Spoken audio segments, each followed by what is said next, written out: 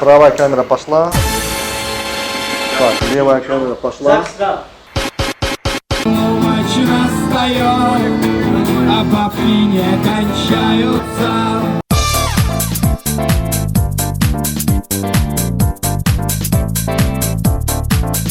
Если в жизни чего-то очень сильно захотеть, это обязательно сбудется.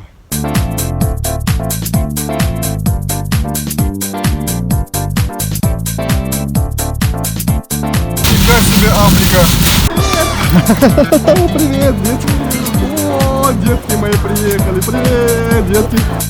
Салам алейкум! Привет, друзья! Снимаем очередную серию увлекательного путешествия вокруг земного шара. И в нашей, как всегда, в нашей импровизированной студии, это наш гараж Байхаус, собираются интересные люди. Разрешите мне представить. Зарина Бабаева, маркетолог, бизнес-консультант, какие, видите, регалии. И просто хороший человек. Пригласили ее поговорить о путешествиях. Человек увлекается путешествиями. Очень интересно, с детства знаю. Смотрел на всякие атласы мира, дорог и т.д. и т.п. Сегодня мы поговорим, что такое путешествие с точки зрения женской, скажем так. Форис Нурмамедов, мой товарищ, мой боевой друг, с которым мы исколесили полмира на мотоциклах, участник мотопробега «Мы таджики 1», участник мотопробега «Мы таджики 2», то есть 2 месяца катали по России, в Турции, Грузии и т.д. и т.п. Второй проект мы катались целый месяц по Европе, искатали там всю Европу.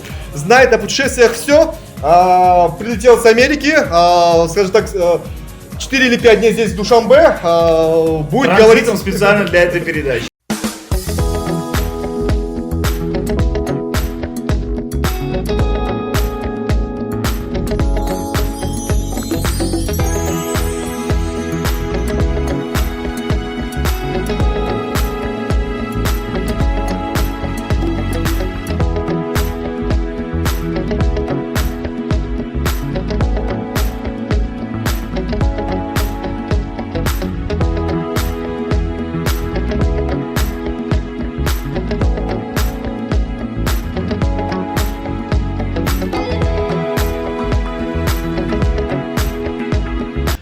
Друзья, значит, прошлая серия у нас закончилась на хорошем, красивом городе Львов. Я попрощался с Украиной и направил свои колеса в интересную страну. Страна называется Беларусь, Белораша. Никогда в ней не был, поэтому заехал на границу. Граница очень сильно, в принципе, меня не мучила. Посмотрели вещи. Это обычная история, когда видят паспорт Таджикистан, начинается особые проверки. Я уже был к этому привык, поэтому прошел уже много-много стран. Поэтому да здравствует Беларусь. Заплатил за дороги около 20 евро у меня забрали за использование дорог. Причем скажу, что дороги в Беларуси на пятерочку. Различие с Украиной сильнейшее, потому что в Украине все было как у нас, там трых-трух, а в Беларуси это... Кстати, еще одно различие с Беларусью. Попадаешь, я не знаю, наверное, как в Европу, потому что все аккуратно, все чисто, все чин-чинарем. Это такое слово Советского Союза, скажем так. Мы же выходцы оттуда, ну я, по крайней мере. Это вы у нас молодежь. Все под контролем. Как будто строители только и слушали, как вот группу Белорусская Пуща. Все верно, все именно так и есть. Это сразу чувствуется, что там есть какой-то такой хозяин, порядок чувствуется во всем. Причем в глаза бросается ни одного окурочка, ни одного листочка, ни одного мусорочка нету. Все машины едут по правилам, я не знаю. Попадаешь в другой мир. Белоруссия, как вам это удалось, я не знаю, но я, выход из Средней Азии, для меня это пятерочка. Всем привет! Привет с солнечной Белоруссии. Только что прошел границу Украины и Белоруссии. Посложнее оказалась граница. На Украине пропустили за раз-два, поставили штамп типа welcome турист. А в Беларуси чуть посложнее. И все перековыряли, а это что? И заставили залезть на крышу и посмотреть и под низ, и под машину, и под колесо. Ну, такие правила, работа такая, наверное, у таможенников, там что-то искать, что-то. Ну ладно. Вот, что у нас с Белоруссией? С Белоруссией обязательно сделать страховочку, которая стоит $20, самый минимальный срок на 15 дней. И еще больше обязательно, здесь оплатные дороги. То есть, если в Румынии, Болгарии там платишь за винетку, за план дороги, здесь платишь за специальное устройство, которое тебе клеит, ну или сам клеишь на лобовой, и она автоматически, ну как в Дубае, считывает и минусует денежки. Вот такие моменты. То есть залоговая стоимость этой штучки 20 евро, ну и плюс ты положишь на счет. А потом при выезде из страны тебе возвращаются деньги, когда ты заедешь эту штучку обратно. Вас познакомить с интересными людьми, которые встречаются мне на пути. Будьте здравы, это Сергей. Сергей именно тот человек, который построил его усилиями вот то, что мы видели сейчас, и то, что вы увидите, когда я создам этот ролик для вас. Пару вопросов. Сергей, почему? Откуда идея? За что бесплатно? Ну откуда? Сразу оговорку, я за свою жизнь не забил ни одного гвоздя. Я один бил палец, разбил, второй молоток поломался. Ну как-то же создалось это чудо. Желание. Не разделяй, люби и отдавай. Мы пытаемся это сделать. Дом строю не я, а дом строят все люди. Для всех людей. С уплатой налогов Республики Беларусь. Я все понял. Огромное вам спасибо за этот вклад. Живу в Это серьезный свое момент. удовольствие и наслаждение. И нет у жизни больше никакого смысла, чем прожить его в наслаждении. А путь к истине может идти только через радость и веселье. Если он не такой, значит вы неправильно идете. Об этом говорит Фаравахар, либо Мицлепусли в зороастризме. Я с ним согласен, с этим тоже по-шестому. Его ждут индейцы Северной и Центральной Америки, если я не ошибаюсь. А если ошибаюсь, дом открыт для всех людей. Мне люди подъедут и подскажут, как правильно и что. Я ошибиться могу один, я обязательно ошибусь. Интересный А человек, этот с вами дом общаться. любят, К сожалению, строят формат эти. Инстаграма маленький. Пару слов путешественникам, я не знаю, пожелания или что-то. Всем кто в пути. дорогу осилит идущий. И согласитесь, Золотые слова. мироздание, живите все, еще 1000 лет и путешествуйте. Но согласитесь все, что когда закроются ваши физические глаза, ваше мироздание перестанет существовать. Были в Беларуси? Нет, не был, но всегда хотел, конечно. Были в Беларуси? Нет. Значит, говорить буду я. Белоруссия, Минск. Там никогда не был. Наслышан был много, начитан был много. Но мне очень повезло, потому что в Беларуси, в Минске, меня встречала моя однокашница, мой боевой товарищ по путешествию. Это Катя Дупаневич. Катя, тебе привет, тебе салют. Тоже Расскажу. девушка, да? Девушка, кто такая Катя Дубаневич? Девчонка, которая параллельно со мной, мы об этом не знали, стала готовиться к кругосветному путешествию на мотоцикле. Мы познакомились на сайте, где все мотопутешественники общаются друг с другом. И случайно узнали, что мы практически одновременно едем в кругосветное путешествие. То есть я на машине, она на мотоцикле. Ну и где-то месяца 3 мы общались, то есть подготовка шла вместе. Очень много было вопросов, которые мы решали вместе по визам, по дорогам, по границам, по шмурдику. Очень много вопросов. Бывало, что ложились руки, потому что нервничаешь. То есть я помогал виртуально ей, она помогала мне. Мы друг друга поддерживали. Когда опускались руки, мы друг друга пинали по интернету. И я выехал в первый, скажем так, доехал до Минска. Она меня встречала. Кать, тебе огромное спасибо за все, что для меня сделала. За эту помощь в кругосветке, за помощь по Беларуси, по Минску. Никто не покажет свою родину лучше, чем это сделает местный человек, любящий свою родину. Вот согласна. Катя мне показала весь Минск. Мы уезжали от Минска далеко, показала окрестности, были в разных интересных крепостях. Вот, она меня затащила на телевидение, про меня сделали огромный сюжет. О, я жил у Кати дома. А кто успела и там побыть? Обязательно, знаменитости, обязательно. да? Она познакомила меня с родителями солнечных деток. То есть, если вы помните, у меня путешествие, оно благотворительное. Вот, и мы встречались с солнечными детками, с родителями, провели целый день вместе. Это было незабываемо, здорово. Вот, так что, Катя, тебе респект, спасибо за все. Забегая, скажу вперед, когда Катя поехала в кругосветное путешествие свое, после меня уже, мы пересеклись в Москве, и там разъехались в разные стороны, и она приехала сюда, в Душанбе. Она проезжала через нас, и наши байкеры, наши мотоциклисты с клуба нашего... Та Катя, которую, я помню, с Олегом Харитоновым встречались. Да, и там да, Катя да. была. О, Катя это Форис, Да, вспоминаю. да, я вспоминаю, когда Олег Харитонов, у него было какое-то мероприятие, В он Москве. как раз Мы представлял вас, да, что Да, два да, кругосветчика, и вы там пересеклись в разные Да, ну, стороны. мы 3 кругосветчика пересеклись в То Москве. есть я правильно понимаю, что эта женщина одна, Одна. сидела на мотоцикле Да? и путешествовала кругосветку? И поехала вокруг Смотри, земного а я шара. скажу, Первого. а таких немало. Таких много таких на самом деле. немало. Я понимаю. Я встречала путешественниц на велосипедах, но мне кажется, вот этот байк, это же все стереотипы. Стереотипы вообще путешествовать, стереотипы, что таджик путешествует, это вообще, мне кажется, весь этот проект, это как такое... Ломание стереотипов. да?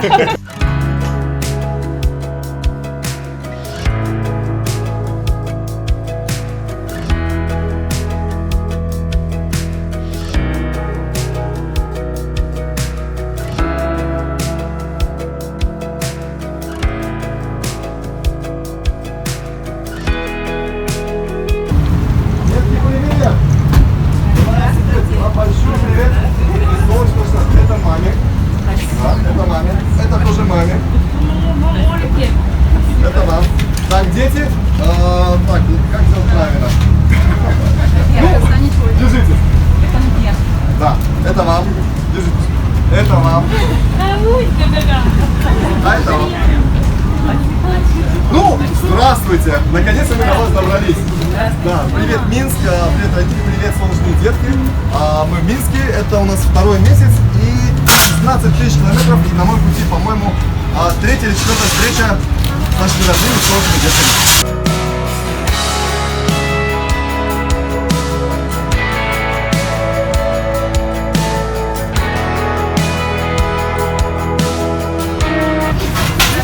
Давайте знакомиться. Я Фархад.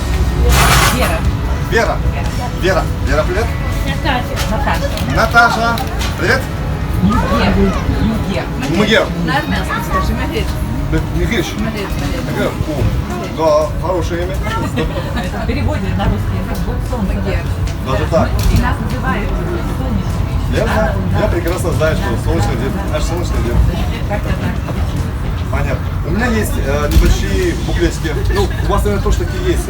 Я просто хотел показать то, что я раздаю везде. То есть на каждой своей остановке я раздаю вот эти вот моменты. Посмотрите, товарищи родители. Дети тоже посмотрите, держите. Да. Это буклеты, которые сделаны в кафе у нас в центре поддержки родителей солнечных детей. И мы стараемся распространять эту информацию везде, чтобы люди почитали, знали, имели больше возможности вот, быть к нам ближе. Вот, такой, вот такие вот штучки.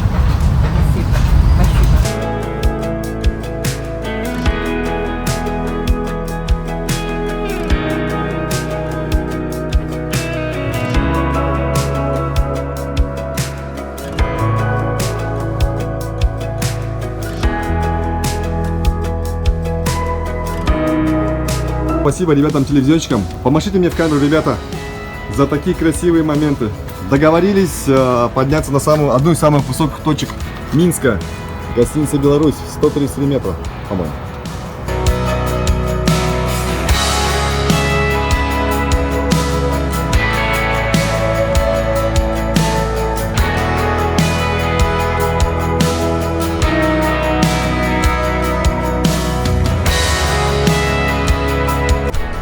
Минск богат достопримечательностями, и вот это одна из них.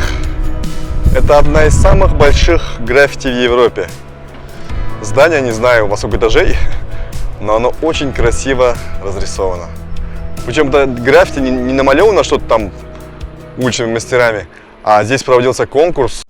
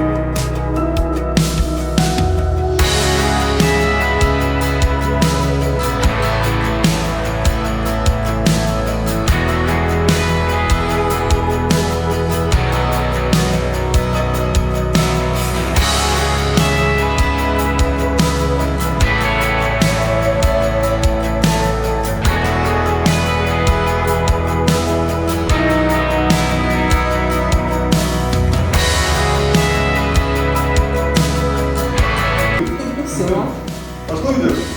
Вот так древние пацаны развлекались. Вот такими мечами килограммов по, не знаю, сколько здесь? 3-4 килограмма, такая вот штука, может побольше. 5-7. Уж, блин, махать им сложновато. Да ну давай!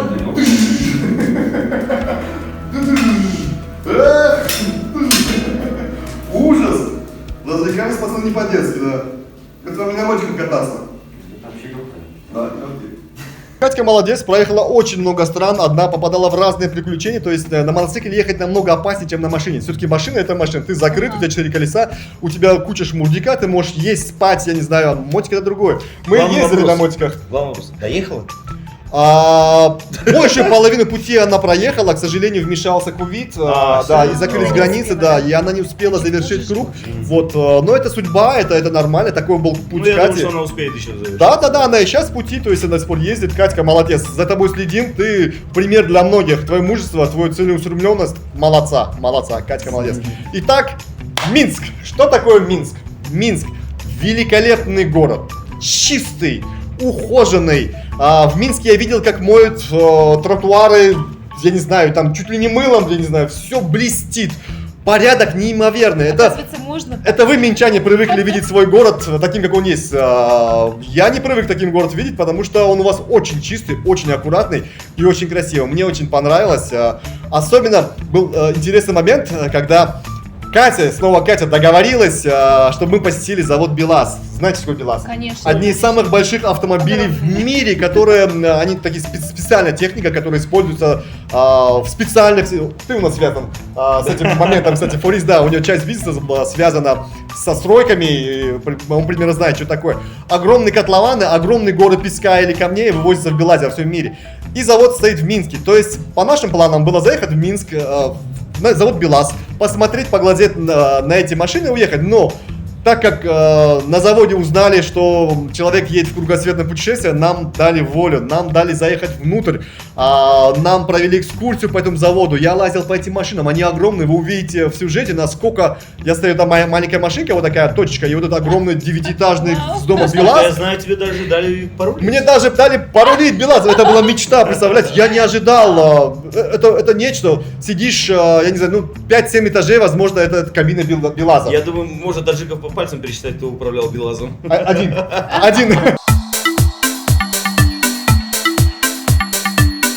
Всем доброе утро, доброе минское, солнечное, теплое утро. Вы не поверите где, я на заводе БелАЗ, на том самом знаменитом заводе, о котором знают все. И мотоциклисты Минска мне организовали прогулку, я сейчас буду кататься на БелАЗе. Смотрите, как это делается.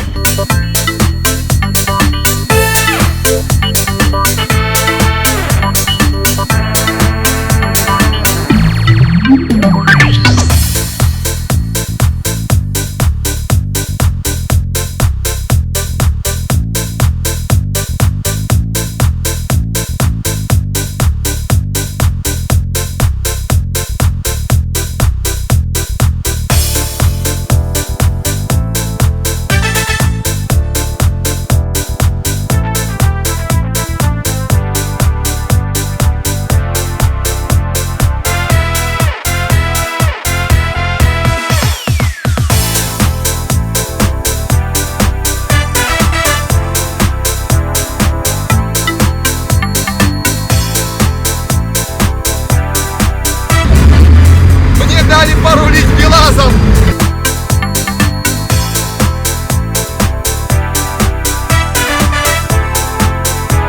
Я еду!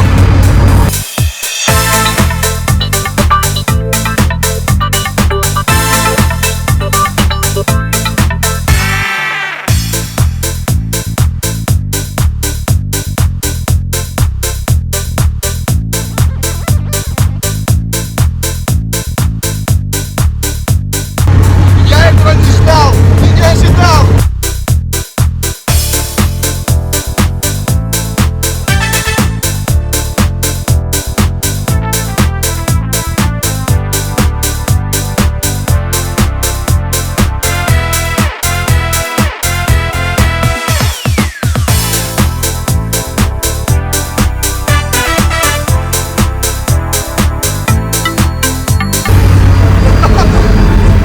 Спасибо! Это чудо! Такое ощущение, что управлять космическим кораблем. Вот так! Я отправила в первое путешествие своего сына. Он, правда, едет, конечно, с моим братишкой. Здорово. Но это поездка на машине. И такое от путешественника к путешественнику я ему сказала, что путешествовать надо, чтобы узнавать, как живут другие люди. Правильно. Что есть другая совершенно Это жизнь, правильно. вещи, еда, культура, Всё другое. эмоции абсолютно другое. другие. И это, знаете, такое как будто... под елкой раскрываешь подарки. каждый раз, когда видишь путешествие, что-то такое новое, Такое такое, отличное сравнение. Да. Все И верно. знаешь, что тебя ожидает в каждом новом городе, в каждой это новой как вот этот стране. пилас, да? Я вам скажу больше, когда едешь далеко, ты к этому привыкаешь, и ты каждый день хочешь двигаться, потому что ты хочешь этих новых эмоций, ты хочешь что-то новое увидеть, еще увидеть, и еще, едешь дальше. Я знаю путешественников, которые уже путешествуют лет, я не знаю, там 6-7, и они не останавливаются, они едут вокруг земного шара, не останавливаются. То есть Жизнь прекрасна. путешествие уже получается как жизнь. Ты живешь в путешествии, и ты начинаешь видеть только путешествия. У меня так и было, скажем, примерно через год я уже настолько втерся в путешествие, что это превратилось в мою жизнь. Я не знал другой жизни, я знал, что нужно ехать, я знал, что нужно будет там проезжать какие-то границы, увидеть новые города, получать новые эмоции, а о другом я дальше не думал. Вот это и есть жизнь. Путешествие это и есть интересная такая жизнь, которую проживаешь. Жалко, что это кончается очень быстро, к сожалению. Некий стиль жизни, Как- смысл жизни. Да.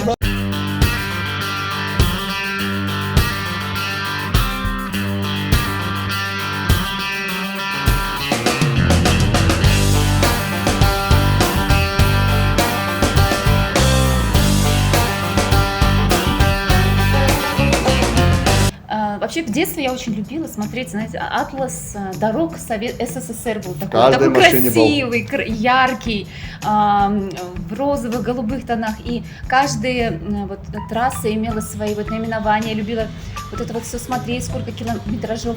Но каждый раз для меня было вопросом, где поспать, где поесть.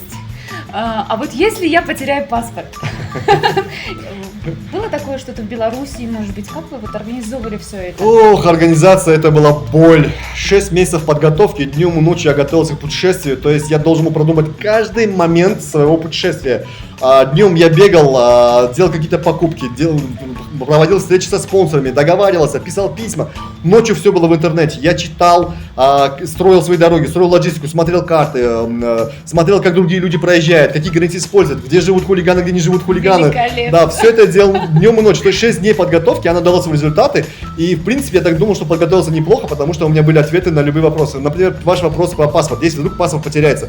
У меня был дубликат паспорта, то есть я выезжал с 2 паспортами, я знал, что если, не дай бог, потеряется, у меня есть 2 паспорт. Плюс я сделал много копий всего, у меня были огромные пачки копий не только паспортов, права, паспорта, страховки, логистика, карты, все было в несколько дублей, потому что я знал, что в машине может произойти все. Могут и ограбить, что и было, могут и потеряться, и сгореть, и все что угодно. Я постраховался очень сильно. По деньгам постраховался, то есть момент по денежкам, был кэш в долларах, был кэш в евро, были карточки, причем разных банков, потому что я знал, что, например, в Европе больше пользуются MasterCard, виза там плохо идет, скажем так, у нас в наших краях больше виза, MasterCard не идет, то есть эти все моменты я узнавал в интернете, я спрашивал, я звонил разным людям, подготовка была, я думаю, на 5, что и дало результат, что я приехал домой живым и здоровым, и приехала и машина, и мой паспорт тоже. Фарс, слушай, вот когда мы ездили по Европе, да, ты помнишь, да, нас встречали все посольства стран практически. Они даже уже соревновались. Первый сделает еще что-то, второй еще, третий плов, 4-й куда-то нас повезет. Это наши Как вот- тачинские наши- посольства, Да, посольство по Европе, Ой, они уже, наши- когда нас встретило посольство Супер. Австрии, Это так следующие приятно. Они передали. страны, они смотрят, они же, как бы там есть в Фейсбуке страница посольства, смотрят, встретили таджиков, да. Так, и у меня такое ощущение, раз мы услышали, что вы вот путешествуете, мы тоже хотим вас встретить. И уже нас вот просто передавали из Это вот посольства такое в невероятное посольство. чувство, когда видишь земля к Да, земле. это в Родина, Европе, а как же Родина, вот, Родина. в странах бывшей СССР? Ты знаешь, то же самое было в кругосветке. Я, в принципе, здесь я провел очень много встреч. У меня была встреча с МИДом, замминистра, который, в принципе, разослал информацию о всем моем пути по всем посольствам Таджикистана в мире, что я буду проезжать. И в каждом посольстве меня ждали. То есть первая встреча в посольстве у меня была в Киеве. Меня очень тепло встретили, накормили пловом, дом, родина, поговорили на таджикском языке. Это было здорово. Фарход очень любит плов, поверьте, он готов его есть каждый день. Есть такая слабость. И вот второе посольство у нас было в Минске. Естественно, мне позвонили, назначили встречу. Я с удовольствием приехал в наше родное посольство, заехал в него, поел вкусной еды, поговорил на русском языке, пообщался с родными людьми. То есть вот эта маленькая территория посольства с людьми, она дает теплоту, поддержку, согревает душу. О, это было. И на протяжении многих, скажем так, месяцев пути, там, где было посольство, меня приглашали, и это было очень здорово. Спасибо всем, кто меня помнит с посольств, вы мне очень сильно помогли. Ваше тепло, ваша забота, оно дает силу двигаться дальше. Посольство Таджикистана в Минске, Рахмати Калон. Спасибо. Присоединяемся. Привет с Минска. Он не очень солнечный, но это не мешает мне радоваться путешествию. Вот, сегодня замечательный день. Еду на встречу с посольством. Посольство Таджикистана в Белоруссии. Очень было приятно, что меня пригласили познакомиться, пообщаться. Рад таким моментам, потому что вдали от дома чувствую себя, как чуть неуютно. Ну, как бы ни было, посольство рядом, сейчас буду заезжать. Так, а вот наше посольство Белоруссии в городе Минск. Привет, Родина! Привет, дом! Вот такое красивое, интересное посольство. Эх, домом запахло. А вот наше посольство в городе Минск, в городе-герой Минск. Ассаламу алейкум.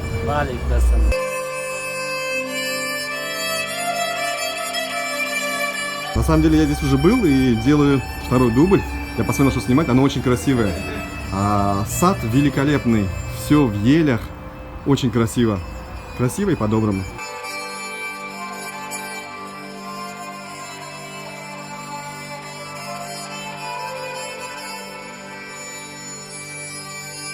Эти ели, они очень редкие, но здесь они как на подбор.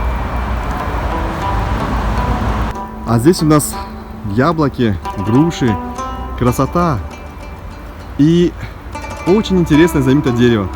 Называется президентская яблоня, потому что в 2013 году наш уважаемый президент самолично его посадил здесь. Вот такое вот дерево с красивыми плодами. Очень красивое посольство, доброе. Встретили, прям ощутил себя как дома. Огромное спасибо.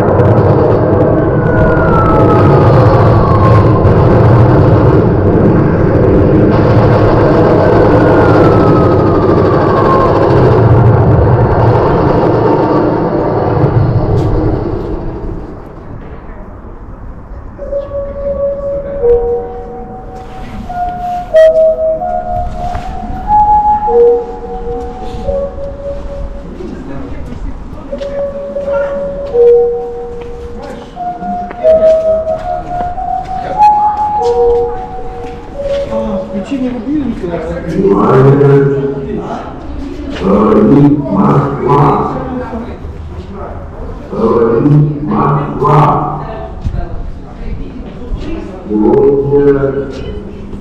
июня 1941 года Евгений читал утра без предъявления каких-либо претензий к Советскому Союзу, без объявления войны. Особенно по таким наушникам, ладно, но на будущее имейте в виду, надо где-то поддержаться. А мы держались. Так это Да, вибрация. Я уже стала здесь такого. Разорвали пограничные части на фронте от Балтийского до Черного моря.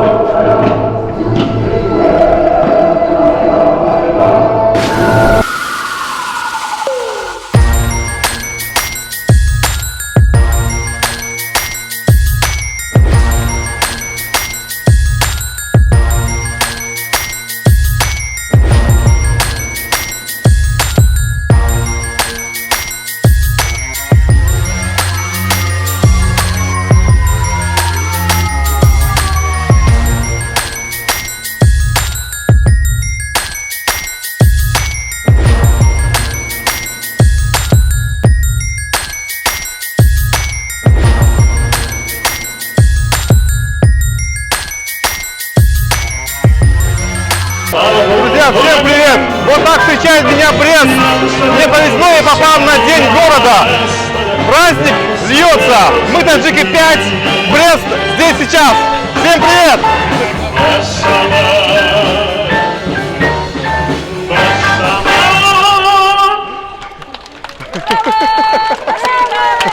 Вот такой вот праздник. Мне очень повезло.